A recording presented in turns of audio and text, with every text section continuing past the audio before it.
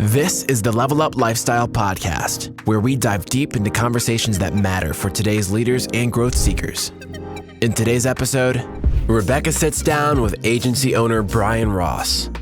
Brian walks us through each pivotal moment of his journey to the top, starting with the way his life was shaped growing up. I don't really have any core memories of him walking. To changing careers at precisely the wrong time. So we're just about to go into the mortgage crisis. I was all over the place. To forging the mentality that truly transformed his career. I've quit 100 times and then I've hired myself back 101 times. All of this coming up next on the Level Up Lifestyle. Welcome to the Level Up Lifestyle Podcast. I'm your host, Rebekah Samuels, and we're coming to you live from the Globe Life Studio in McKinney, Texas. Today's conversation is with Brian Ross, an agency owner with over 18 years of leading, building, and sustaining growth over time. And today we're going to go beyond the business. We're going to talk about the moments that shaped him, the people that have influenced him, and how his leadership has evolved over nearly 2 decades. So Brian joined Family Heritage Division in March of 2008. Happy anniversary. Thank you. He's earned over 3 I Dare Yous with his organization selling over $27 million in NAP. But what I really want to congratulate and focus on is the last 5 years of growth. It really speaks to the character of your organization. So in 2021, they had 40% growth.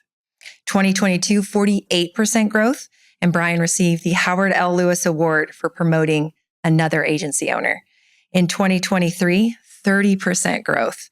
In 2024, Brian served on our prestigious Growth Council, still earning 9% growth. In 2025, he earned the Chairman's Award for 14% growth. And as he sits here today in 2026, over 100% growth year over year. Man, welcome to the podcast, Brian. Thank you. Appreciate that. So you've obviously built an incredible career over the last 18 years. But before we get into that, I would love to start a little earlier. Sure. With what shaped you growing up. So I know your family played, a really big role in that. So can you kind of take us back to that season as a young man and what you remember? Yeah, you bet. And thanks for having me on. And hopefully I'm able to share some things that can provide some guidance for anyone that looks forward to their journey, with Globe Life Family Heritage. So let's see, going all the way back to, I just always have enjoyed being around people. I've always enjoyed interacting with people, building relationships. I think I kind of naturally gravitated towards that even in high school, when it came to sales. I had a job in high school with the Atlanta Journal and Constitution. There you go. And I was AJC. selling subscriptions to the newspaper door to door. And so that was kind of a starting point, or where I think back to my first introduction to compensation based on performance and being like, oh, so if I do this, I get this, and so that was like, okay, well, I kind of like that, in terms of just, based on, my hard work or my results, I would be rewarded for that and recognized for that. And so I knew I was going to do business. Okay.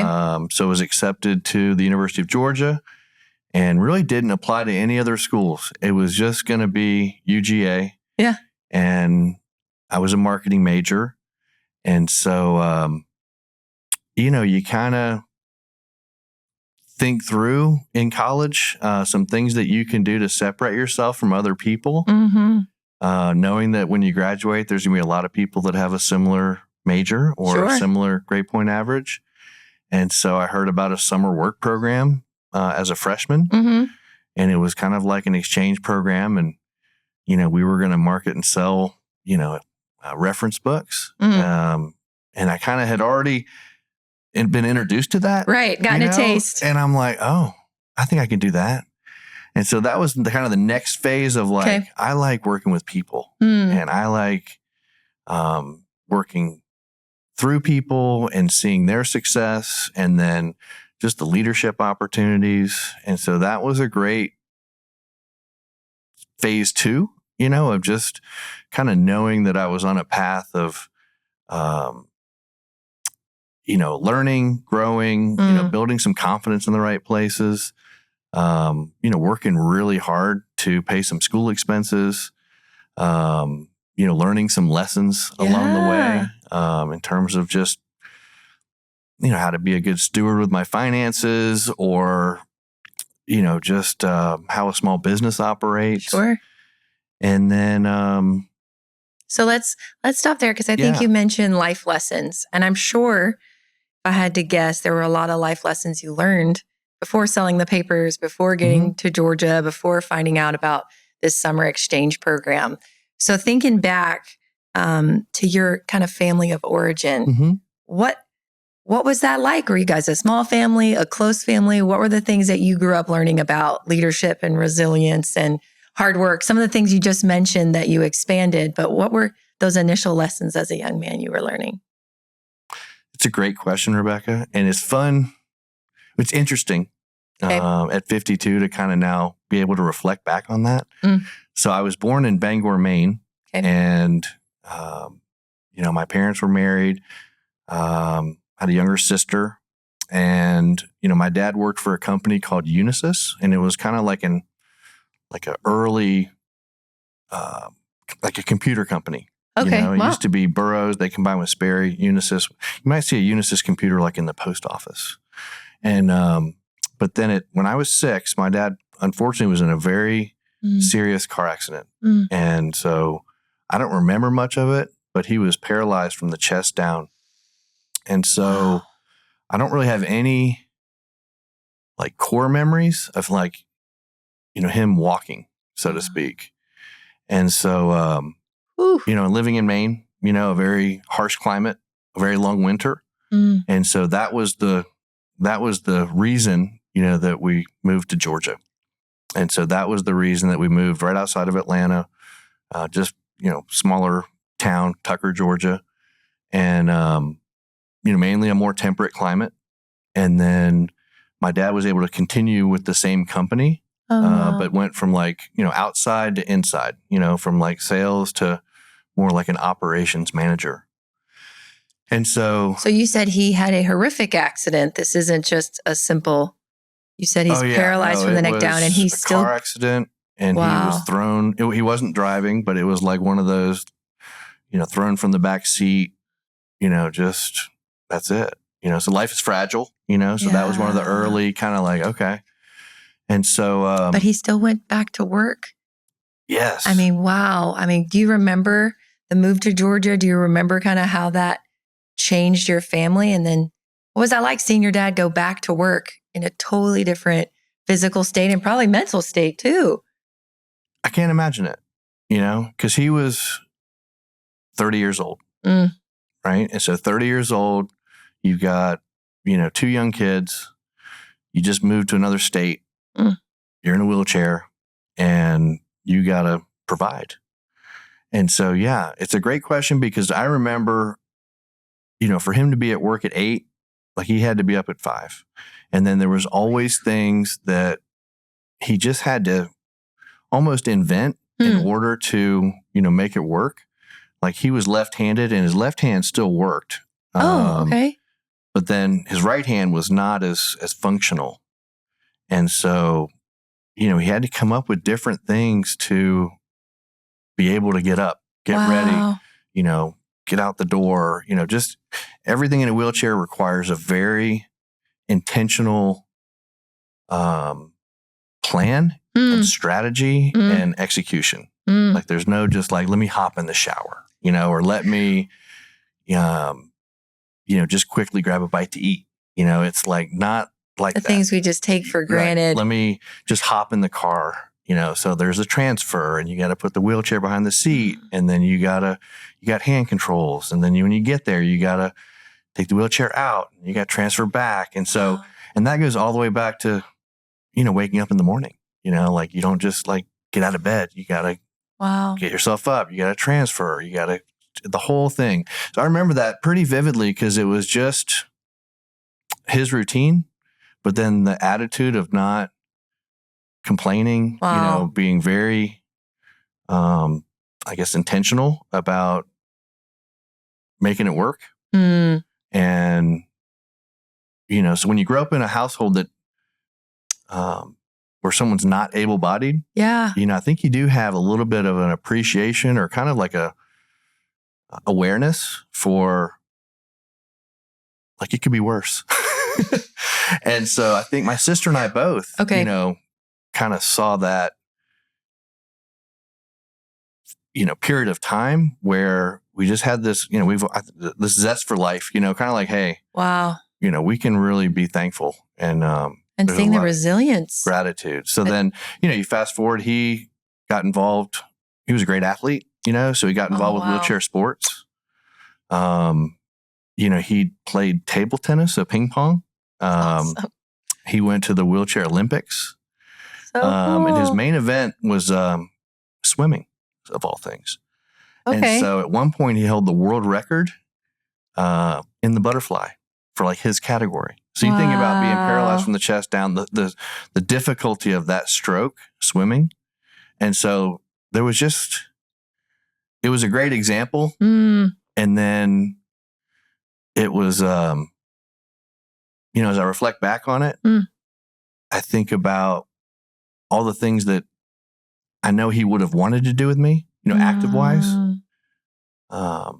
sports wise, that we didn't get to do, but he made it the best possible scenario. So then my parents were divorced, maybe 3 or 4 years after we moved. But my parents were also, I think, very convicted about my sister and I having every opportunity that we needed. And so it was my mom and my sister and I for a period of time. And we never lived more than like a mile from my dad. Oh, wow. And so it was always back and forth between the houses. It was always really amicable. Wow, that's great. It didn't take long for my dad to get remarried, and so my stepmom is still with us. She's fantastic. Oh, great. My mom now is remarried, but for a long time wasn't. Okay. So it really wasn't uncommon, like on a Thanksgiving or Christmas morning, where it'd be like my dad, my stepmom, my mom, my sister and I, and whoever my mom might be dating at the time, so very inclusive. I think every family in America, has that level of, just very dysfunctionally functional. You make it work with what you got. Yeah. And so, and then pretty just humble beginnings. I mean, my mom was a 4th grade school teacher. And so we had what we needed. Okay. But it wasn't like we had everything we wanted. Yeah. But my sister and I just always, like, there wasn't the push from our parents to, like, you have to make good grades. Or, there was just an expectation that we would do well. Sure. And then we gravitated towards that. I was always a good student. My sister, on the other hand, was a star. Wow. A real star. She was the high school senior that was the valedictorian, the captain of the cheerleaders, and the homecoming queen. Wow. And so you kind of say, do you really have to be so awesome at everything? I mean, she was just that. Come on, sis. Yeah. And so we've always, our rapport, our kind of, we fought a lot, but it was still. As brothers and sisters do. Brother and sister, yeah. Yep. I want to just quickly talk about one more thing. You mentioned your dad and really how he took on this change in total life circumstances and how he showed resilience and spoke to his adaptability. I'm trying to imagine what that was like for your mom and what that season did for her. I mean, what did you observe in her? I mean, is she still teaching in the classroom, trying to also be a caretaker? I mean, what were the things you observed about your mom in that time as well? Because that happened to her too. Yeah. I can imagine. I'm sure incredibly difficult. From what I remember, it was just trying to figure out whatever the next steps are. And then my grandparents were helpful in that process. I think they're young. I think about being 30.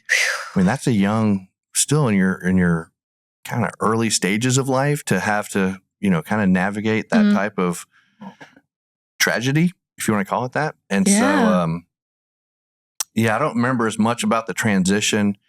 I know my grandparents were very influential. They still lived in Maine, so they stayed up there. They had a farm about an hour north from where I was born. Every summer from the ages of like 8 to 14, I would go up there for the summer. Oh, wow. Just me.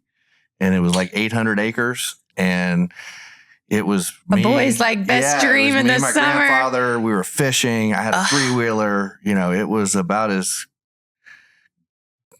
idyllic, for someone that age. I learned how to drive a stick shift at a young age. My grandfather was also kind of he was stoic, but he was a man, he was like an alpha, he was in the biggest bucks in Maine club. He trapped black bears professionally.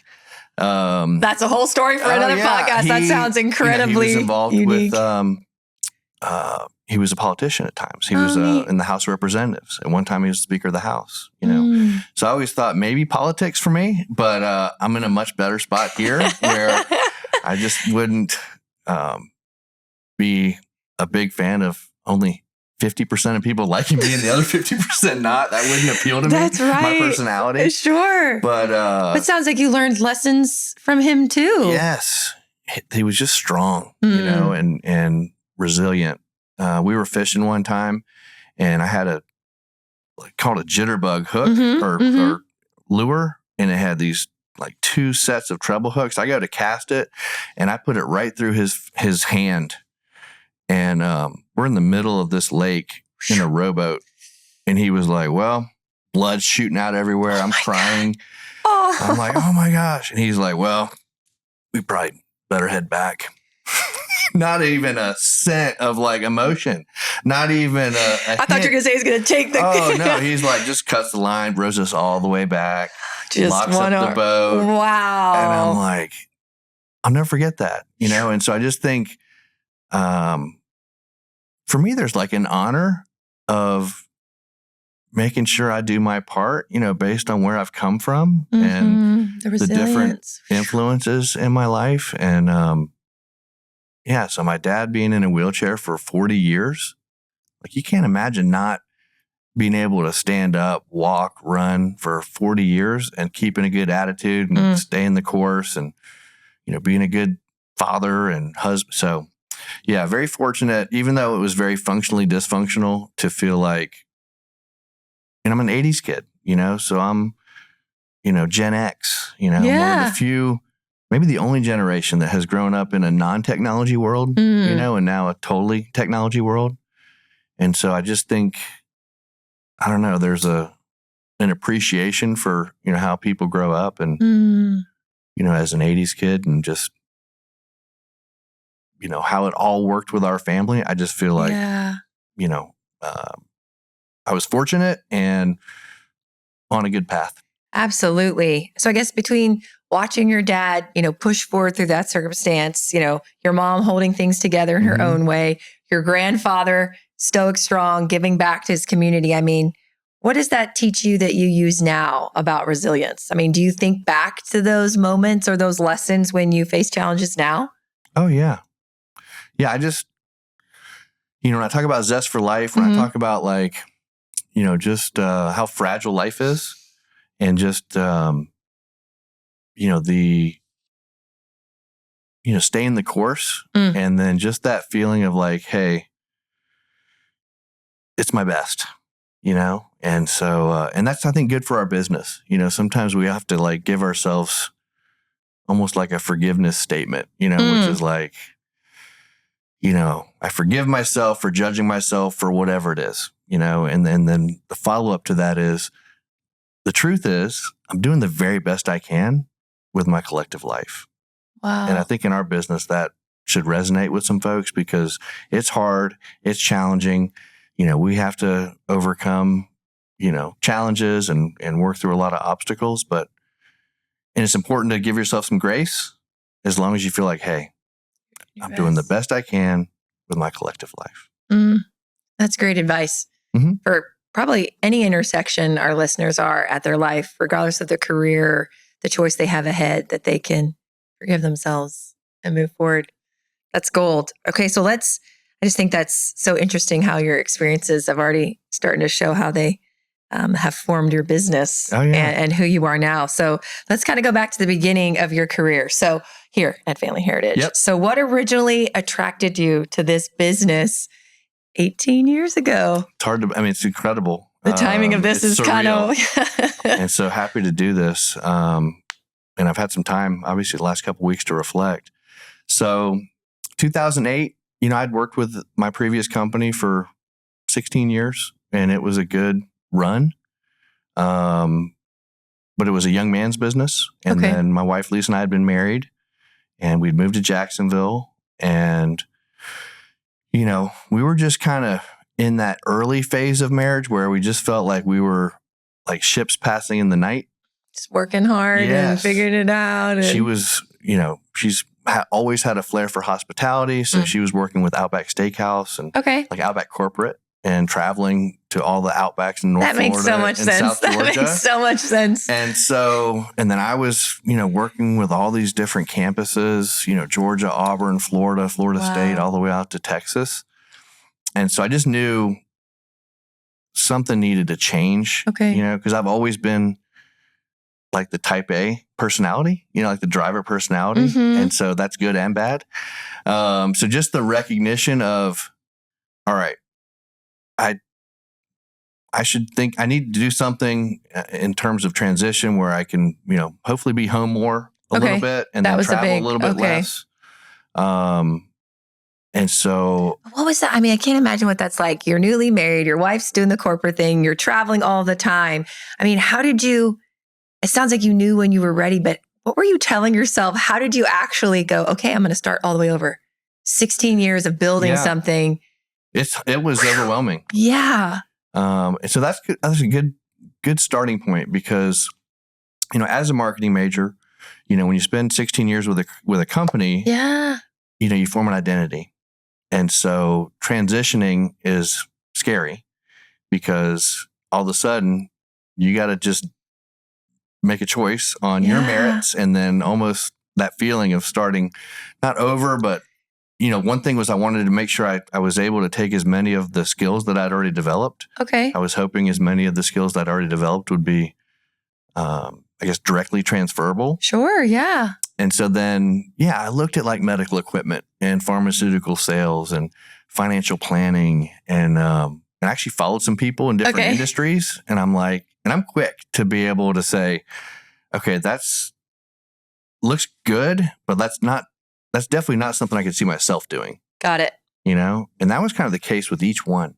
And so, if I can interrupt you, was there ever a doubt? Okay, you've said goodbye to this thing you built. Now you're in the field and you're like, that's not for me. That's not for me. Did you ever doubt, oh man, I made the wrong decision? Did you ever have those thoughts? It was an emotional roller coaster. Okay. It's good to know you're human. Oh, yeah. It was like Hurricane Katrina had just hit Louisiana. Sure. So this is like, oh, wow. Great time for a job change, Brian. Yeah. And then, this is 2008. So we're just about to go into like the mortgage crisis. We're just about to go into the whole, the Big Short. And so, it was kind of, I was all over the place. Okay. And I had a business coach at the time. Okay. And Coach Tony, he was like, hey, I know you're doing this search. I want you to take your favorite quote. Okay. I want you to memorize it. And then I want you to say it 7 times a day. And I'm like, okay, this is kind of hokey. Yeah. But sure. Coach Tony, I'm paying him. Right. So you're being coachable. And so I'm like, okay. And I had gotten a birthday card from my previous company, the CEO. Okay. And it was a Pantajali. And this is a guy from 2000 BC. Okay. Of all things. Okay. And it was when you're inspired by some great purpose, some extraordinary project, all your thoughts break their bounds, your mind transcends limitations, your consciousness expands in every direction. Dormant forces, faculties, and talents come alive, and you find yourself to be a greater person by far than you ever dreamed yourself to be. And so I memorized that. I guess I still have it memorized. It's in there. And so then 7 times a day, I'm saying this. And I'm like, okay, hopefully something good happens. And so Peter Foray, who was my first agency owner, he lived in Nashville, and he knew I was doing a job search. And at the time, insurance was not on my radar. Sure. It's kind of like, I didn't know what I didn't know. And so, but Peter, I had a lot of respect for. And, he flew to Jacksonville, and we spent the whole day together. And I remember asking him, hey, first, let me ask you, what's the mission statement for Family Heritage, right? It's a great question. Yeah. And so this is prior to Globe Life. This is, we were still privately held. And he said that we help provide financial protection and peace of mind for families when the unexpected occurs. And I'm like, I can do that. I am that person that I have to believe it. I have to have some conviction. I didn't know anything about supplemental insurance, but I'm like, if that's the mission statement, like I just can't sell square basketballs, or electric shoelaces. It has to be something that, like, if helps it's a people. product and they have to use it, that it's going to work exactly the way it's supposed to. And so, the mission statement, and then obviously he went over compensation, how the money works. Peter was a pro, and I appreciate that about him. He kind of painted the picture of, hey, Brian, this is a business where, every year the numbers get better and better. And so I'm 35 years old. Lisa would have been 27. We hadn't started our family yet. Okay. And so I'm thinking, okay, I definitely want to be in a business where the numbers get better every year, if I'm doing my part. And so that appealed to me. My thought process was, I didn't think I'd be the number one salesperson, and I wasn't. But I did feel like if I did well enough my first year, in my mind, I'm thinking, I want this to be my last stop professionally. Got it. Like, I didn't want to have to do another career search. I didn't want to have to put my resume online. I didn't want to have to kind of not know what I was going to do, So I was really hopeful that if year one went well, and I was committed, that I could make this my last stop. And so then, again, Peter, so the emotional kind of close. Okay. Now I'm interested. Oh, yeah. So he's like, very end of the day. Okay. This was probably like 6 hours together. Oh, And, wow. Oh, yeah. Okay. It was like a full, let's really dig deep. Let's do the deep dive. You asked all the questions that you needed to ask. Dive, and because we knew each other, and this was like, hey, we're talking about, becoming partners. And he just said, listen, Brian, if you build your business the way you're capable of, your kids can go to college wherever they want. And I'm like, you son of a bitch. Like, that's what, I'm like. He got you. Yeah, I'm like, oh, now, okay. So then the interesting part of this, Rebekah, is, so it went great. I'm like, and in Peter, I always encourage people, when you're doing any type of transition, okay, whether it's a product, a service, an idea, ultimately for me, it's like, who do I get to work with? Who's going to be my mentor? So my advice for young people is always like, look for someone who you think wants to see you do well. Always look for someone that you think has a vested interest in your success. You find that person or that group of people, and then you do your part, and then there's metrics for success. We all know, no one can do our push-ups for us, but like, I knew Peter wanted to see me do well, and I knew that he would have a vested interest in my success. Wow. And so he flies back to Nashville, and then the very next day, I get a FedEx. Okay. With just like one piece of paper and then one like piece of cardstock, paper clipped. Okay. And the piece of paper was like a recap of our time together.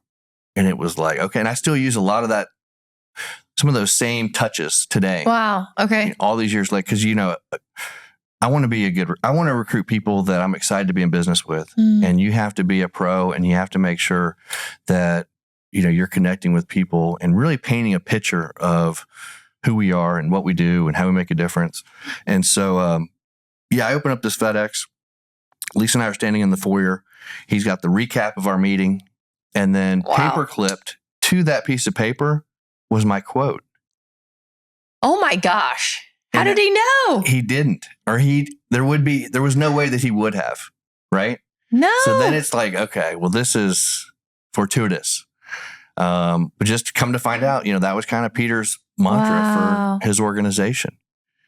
And so I'm show that to Lisa, and she's like, well, I guess you're working with Family Heritage. So that was kind of like a pretty exciting, like even just the I don't know exactly how this is going to go. I don't know how much insurance I can sell. Yeah. I don't know how much money I'm going to make. I really hope I don't fall on my face, but this is the right choice, right? So this is where I want to be. This decision is firm, and I'm just going to give it everything I got and try and get off to a good start. That's right. All in, made it work. It was only a few years, right? Until you then were your own agency owner. Well, yeah. And then going back to 2008, one thing that I think is important for people to keep in mind I don't think any business would be what you would consider to be recession proof. Okay. Oh, that's right. Yeah. You started right on the mortgage bubble. This is 2008. And so all of a sudden, the world kind of blows up, and so I'm like, ooh, well, hope this doesn't impact, me getting off to a good start. But it didn't at all. Wow. And so it was like we market and sell a product to middle income folks where they understand the need for a backup plan. And if something serious happens, there's, no such thing as, having too much money coming in. And so it was a great start. And over the years now, looking back on it, some of the different inflection points with the economy, industry. I just am very thankful that we're not as impacted, in any type of negative way based on external forces that we really don't have any control over. When it comes to our business, how we market and sell, our policies, our target market, it's pretty special. It's pretty special. It is. And I like that it's been kind of timeless for you through these different seasons. And like you mentioned, inflection points, regardless of exterior forces or uncontrollables, you have continued. Yes. 2 decades. What would you say, almost, right? Almost 2 decades. What would you say has made you stay when others maybe have not? Gone are the days that people, work somewhere for 40 years and get a pension, right? That's not today anymore. So what has made you stay and fight the fight and continue on, and now growth over growth? I like that question because I think about, our business is one that is based on like time-tested life philosophies and success principles. It's like you want to be on a good schedule. You want to, be the best version of yourself. You want to work hard. You want to run for goals. So that's what we get to talk about that all the time. And so to be in a business where the foundation is comprised of, just life philosophies and success principles that will forever stand the test of time. Like that's a great business because it brings out the best in people. It can be hard and challenging and there's a lot of things that don't go well, but, being able to, promote those and see people, transform into like better versions of themselves or do things they've never done before. Those are like, it's powerful, and so I've always been a big believer of like what you put in the lives of others, like comes back into your own. And I've always subscribed to that. It doesn't always come back the way you think it will, or in the timely manner that you kind of hoped it would. But yeah, there's just something about being in business with people that you want to work with. Yeah. Like it's powerful to sell an industry leading product, to be in business with people that you're excited to work with, to have a financial opportunity that over time, continues to get better and better. Like those are some pretty big boxes to check. Absolutely. And so that's a lot of it. And I can mention, go ahead. No, I was just going to say, I think over 18 years, it probably hasn't all been mountaintops. Mm-mm. There's, I'm hoping there's been a few valleys and lessons you can tell us from the walks you had maybe in those valleys. Was there a tough point or an intersection of maybe a moment? I don't know if it was 5 years in or 10 years in or the first year where you really were like through the valley before you saw that mountain view to have the perspective you have now. 1,000%. Okay. It's like I've quit 100 times and then I've hired myself back 101 times. Okay. I love that. I love the honesty. I mean, it can be more thin financially getting started than most people are prepared for. Okay. My last 2 years at my previous company were my best 2 years financially. And so I knew getting started, this was going to be, a significant step back. And so Lisa was supportive and she was in my corner, but there's still like, hey, we got to make this work, And so there's always that initial leap of faith, which I give people all the credit in the world. And the good news is our company has come so far, in terms of our dashboard of tools and resources. Oh, yeah. I mean, from 1989 to... and if you want to talk real quick, I love the history of our company. I kind of consider myself to be one of the resident historians of family heritage. And so we can kind of take this into the mentorship too, where, Howard Lewis in 1989, who worked with a previous insurance company, but was that guy, in his mid 40s, the maverick, like, I can do it better. I can do it better, And so, 1989, he needed someone to give him $3 million in cash and a $14 million line of credit. And he found someone that would do that. He said it was the hardest sale of his life, to get that approved, to make that sale. Yeah. And so then Family Heritage was born, Springfield, Ohio. Mm-hmm. And so he sells the first policy. Wow. Right. And then he had 2 non-negotiables. So Howard had 2 non-negotiables when starting Family Heritage. And this is good for people to know. One was a refundable cancer policy. Mm-hmm.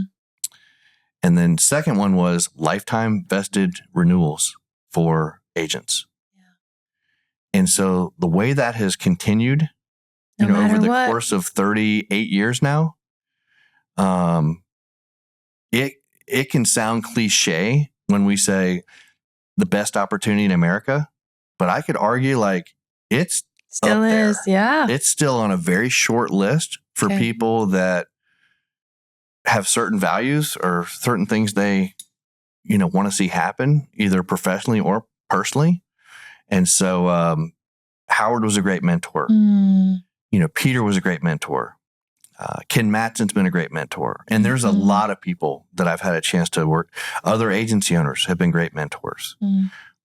Barry Bandera, who's one of the recent guests. When I first started, I wanted my agency to look like Barry's agency, And so, having great mentors in business can be like rocket fuel for your career.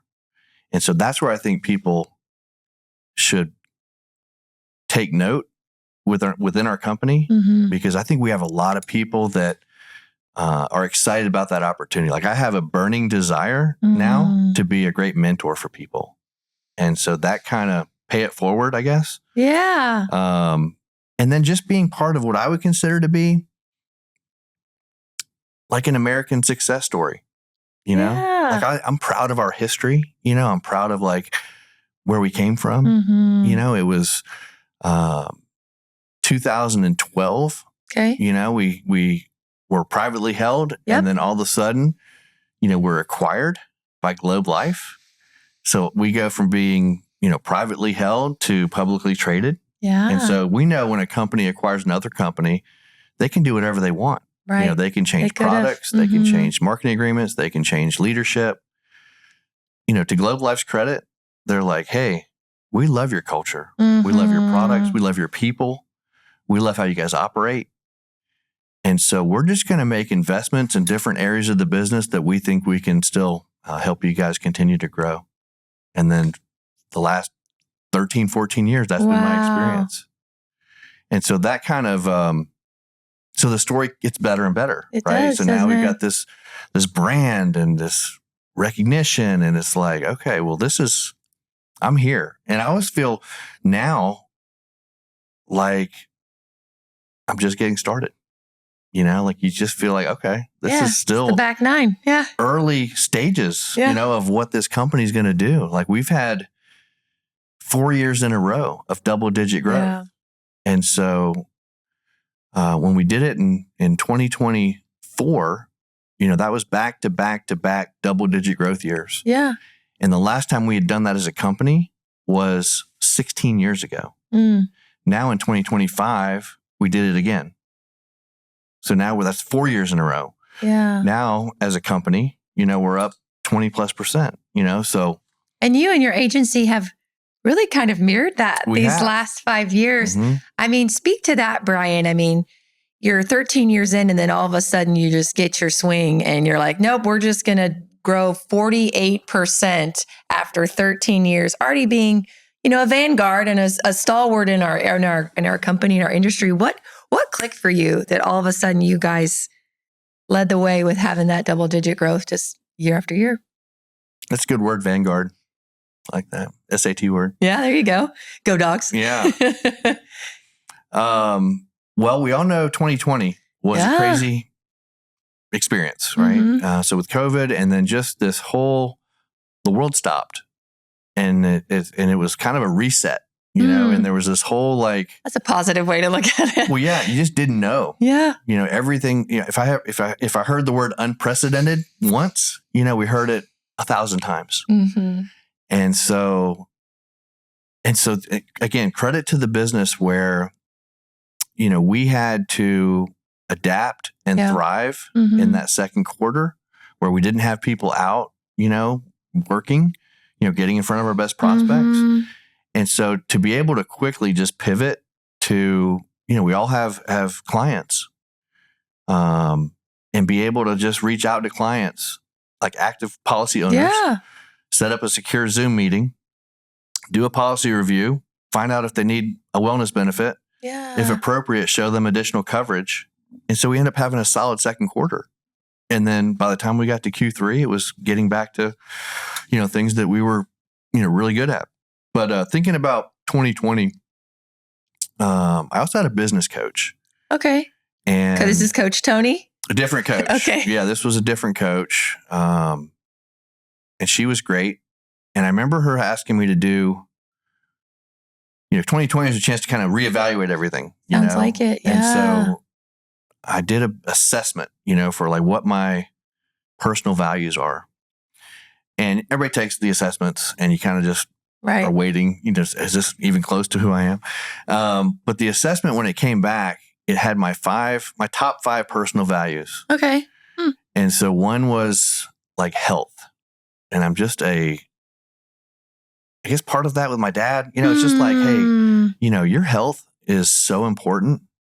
And so I've always, it's health Can't is the take first it for granted. wealth, Yeah. And health is the first wealth. I like that. And then, and I'm very consistent, with my morning routine, my fitness, going back to starting in 2008, fast forward now 2026, I have a daughter, Grace, that's a junior in high school. I have a daughter, Blair, who's a freshman in high school. Wow. And then like 9 years ago, my wife, Lisa, was like, hey, there's another baby waiting for us. And I'm like, are you sure? She's very spiritual. Oh, and I'm I love like, it. okay. But I was kind of like any man hesitant, right? Yeah. She didn't feel done. Well, right. But then I do, as a man, you kind of reverse engineer the numbers, right? So I'm like, okay, that means I'll be 50 with a 5-year-old. Mm-hmm. So I'm going to be like the George Clooney, family heritage. You know what I mean? And she's like, you're in good shape. I'm like, yeah, I am. We're going to call you Clooney from now on, B. Rouse. And then thinking about, like when he's 20 to 30, like I'll be 65 to 75. And so like my health is critically important to be able to do all the things with Adam that I wasn't able to do with my dad. So if he wants to go run the Gate River Run, 15K, lace him up, son. We're going. Let's do it. You want to do a Spartan race? You want to play 36 holes of golf? You want whatever you want to do? Wow. I'm up for it. And so that first personal value of health really resonated with me and always has. And then our business, we just know that it's fragile, right? Like you can't meet someone that doesn't have a friend or someone from church or someone they work with or a family member that's had to go through something serious, whether it's an accident or heart attack or cancer. So health was one. Number two was family. I've always been a quality of life person. And so quality of life just being, I don't know, just that autonomy with my time. Yeah, you get to be with who you want to be when you want to be. Like that was really important to me. Talking with Peter was like, I don't need someone looking over my shoulder. Like I'm not the type that needs to punch a clock. And so, if I have a track to run on and it's a somewhat well-lit path and I kind of know what the metrics for success are, then you can count on me. Like I'll do my part. Right. Right. And so, and as a result, I think in our business, that earned flexibility and that autonomy that we get with our schedules is invaluable. Like there's never, this is the week for spring break. I need to ask for time off, that type of thing. It's like, I'm running a business. All of our agents run their own business. We have our goals, we have our plan, we have our purpose. We have 4 quarters each year. Each quarter's 13 weeks. We have a plan, we set it up in a way that you can execute on your business, reach the goals that you have for yourself, financially make it work and run up the score. The numbers get better every year, but then your time is your time. Yeah. And so family, obviously, too. The third one for me was financial independence. Going back to my dad, he never made a lot of money, like commission wise, where it was like exponential.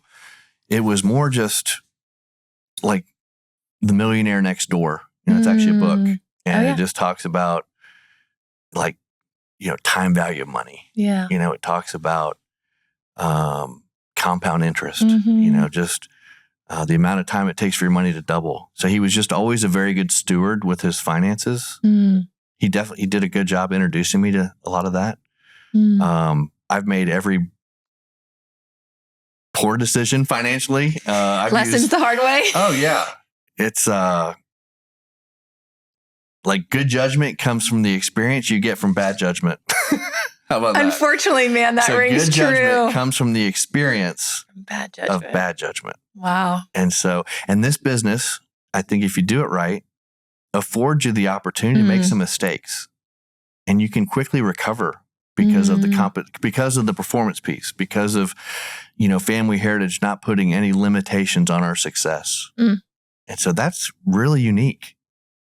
That's really different, I think. Yeah. Where, I've told a lot of the superstars I've had a chance to be in business with on numerous occasions, like, hey, I'm not going to put any limitations on your success. And you can see it where they go, okay, watch this. So it's fun to see people kind of lean into that.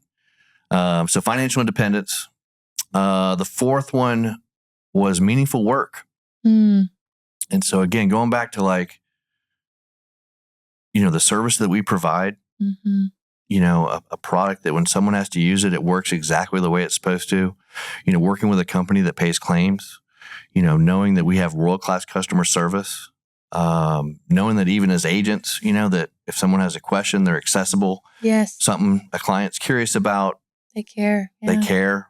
If a client needs help with the claim, we'll help them, step by step as much as we can. So the meaningful work is a big piece to the puzzle. Okay. And then the last one, number 5, was relationships. And so you think about, this was 2020, I do this assessment, and then I'm like, golly, I have, somewhat built a career around my personal values. You have. And so that was kind of a good realization at the time, because then coming out of 2020, my business looked very different. Okay. In terms of we were playing small. Okay. We just didn't have a lot of key people. Our core group of key people was like 3, Wow. and so it was a little bit a gut punch. Yes. I wouldn't say it was on a razor's edge, but it wasn't like, this is going to be the best year ever. It was kind of a, let's stay the course. So what did you have to accept or realize or even let go of so that you could have the growth that you now see? I mean, if you're sitting in 2020, coming off this crazy, unprecedented, whatever that was, you can give me my quarter after. And you're sitting there going, this is going to be the best year ever. How did your leadership evolve? What did you have to do differently? What did you have to let go of? Because you're not that agency and you're not that agency owner anymore. Well, again, credit to mentors, credit to a company where people are willing to share, best practices. Credit to someone like a Sean Rivas, I couldn't ask for a better partner. When things kind of went sideways in 2020 and we had some people discontinue for whatever reason. Yeah. The opportunity that Sean and I had to start over. Yeah. But not start over just to start over with the systems in place that we knew we needed to grow. So we knew we had to get some systems for scalable growth in place, which we didn't have. It was a lot more hodgepodge. Okay. And so that was the starting point. And then in a people business, you just never know when someone comes on board if that could be the person that changes the trajectory of your business forever. Wow. And I've seen that so many times in our business and so many other organizations. Yeah. Howard was famous for saying, the people that we're going to build and grow family heritage with, we haven't even met yet. And that stuck with me. We haven't even met him yet. So, it was almost like a cleanse. It was almost like a refresh, but in a way that I'm like, this is going to be exciting. This is going to be exciting because we're just going to have a new system, new systems, new metrics for success. Our core values, for our agency are support, encouragement, accountability, and competition. And so we were able to kind of restructure the organization at that point, building, with systems that revolve around those type things. And everything changed, So that's the beauty of the business where no matter how far down the road you get or how poorly things aren't going, it doesn't take long, And so, 2021, a 40% growth year, it's like, all right, we're cooking with some grease. We're getting back on track. And then to follow that up with another, big growth year, 48% in 2022. So now we're kind of cooking with gas, as my grandma would say. Okay. And then again, you meet people, and so at the end of 2022, I'm doing a Zoom with a young lady named Haley Purvis. And I'm like, I really liked her. And she just had this quality, you can tell certain people, you can tell they're engaged. I remember asking Haley, tell me why you want to come work with Family Heritage. And I remember her looking directly into the camera and just saying, I want to go someplace and make a name for myself. And I'm like, okay. And so people like that, they're out there. There's so many people right now that are dissatisfied with their current situation. Haley worked in a cardiology office and she just knew it's the people that are good where they're at, but they know there's more out there. It's the A players, but they're playing a B game. And I think there's more of those type people out there right now and excited to keep growing. Yeah. Okay, so we've gotten to almost present day. I want to take a step and just look back again. Sure. So thinking over the last 18 years, what are you most proud, or who are you most proud of building? I'm really proud of just being an organization that, we always try and err on the side of generosity. We always try and, sometimes we believe in people more than they believe in themselves, and so just having that conviction about who we are and what we do and how we make a difference. There's a lot of people that I've had a chance to partner with that has been, just very influential, in your life. Because, when you work with someone, I mean, you're doing life with that person. We spend a lot of time together. And so, and our business it can be a knife fight in a ditch. It's, when I say we're the Navy SEALs of the insurance industry, there's some truth to that. Yeah. Like it's hard. Yeah. But when you can do it and then you are accepted, as someone that can do it and done it well, you become part of like this fraternity, of people that you feel like really have your back. And so I've seen that from the home office. I've seen that with us all working together, a team, us all supporting each other, doing our jobs better. So yeah, I would say I'm proud. I'm not a big hardware person, when it comes to awards. Yeah. I just like the longevity of our business and then the evolution of our business, like from paper apps to MSA, or there's so many different things that have changed, and we're a big ship. Yeah. But they're always thoughtful changes. They're always what's best for the agency, what's best for the sale, for the agent. And so I feel like, at the company, at the corporate level, and then also just the people I've had a chance to be in business with, we've changed, we've given some people some opportunities they never would have had. Yeah. I love when people have unique life experiences. I like it when people come to 101 and they tell me kind of like in confidence that this is only the second time they've ever been on an airplane. Or when people have to get their passport for the first time because they're coming on the Q3 trip. Or they come to Dallas for the mid-year meeting and it's their first professional baseball game. Those type things for me, in terms of like professional fulfillment, is when people meaningful work are doing some things that up to that point in their life they've never done before. That's what I'm most proud of. What do you hope people would say about you as a leader? Thinking, obviously, you've got plenty of more holes to play, but thinking when maybe, you take the golf cart on a different trail and you get to go celebrate Adam and Blair and Parker, whatever way you and Lisa want. Like, what do you want people to say about you as a leader when they reflect on your impact and your style? I would say my hope would be that I followed through. Like if I tell someone I'm going to do something, I'm going to do it. And so that's always been my definition of a sharp person, like someone who just does what they say they're going to do. So that I followed through. That I tried to do some little things that I thought would make a difference, and us having the chance to work together for as long as possible. Like I've always had that philosophy, like I want to work with people for as long as it makes sense for us to be in business together. And so we always talk about a reason, a season or a lifetime.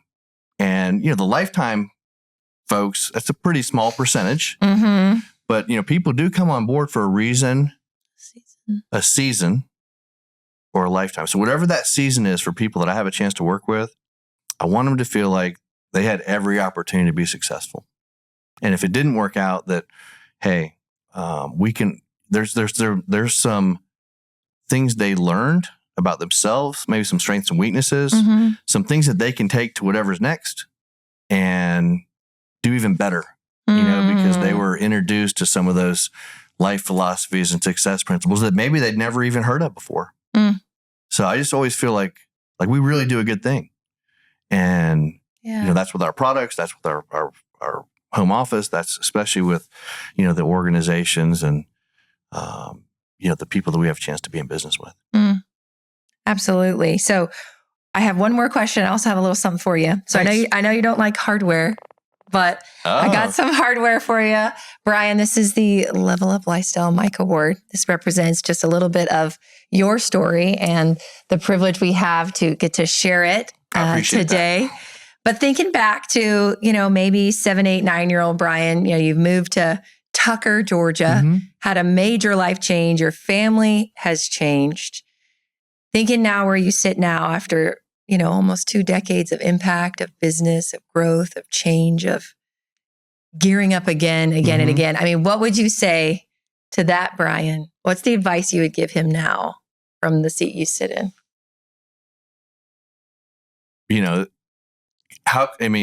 Work hard, study hard, be coachable, those are really easy. Yeah. But they're hard at times in different phases of your life. It looks different, in different phases. But, can you work hard? Can you study hard? Can you be coachable? I've always been that. I'm not a great studier, but I can work. Yes, you can. And if you're going to show me how to do it, then I'm going to listen. And so I think that's where our business is so spectacular, because you don't have to have industry experience. You don't have to have sales experience. If you're a blank canvas and you come to us and say, hey, just show me exactly how you do it, I'll do it the exact same way. Like, that person's going to have a lot of success with Globe Life Family Heritage. As you did and led the way. So just thank you for your story. You bet. Thank you for your time. I think your story just speaks to, it's not built overnight. It's consistently doing the right things time after time, season after season, no matter what those external forces are. And you've really showed that commitment, and it is a gift to our division and our company. So thank you so much. Thanks, Rebekah. Appreciate that. It was a pleasure. And it's a long-term game with long-term people, for sure. Absolutely. Well, thank you all for joining us, and we'll see you on the next episode of the Level Up Lifestyle Podcast. Thanks for joining us today. We hope this episode has inspired you on your path to success. Make sure to subscribe so you don't miss the next story. See you soon on the Level Up Lifestyle Podcast.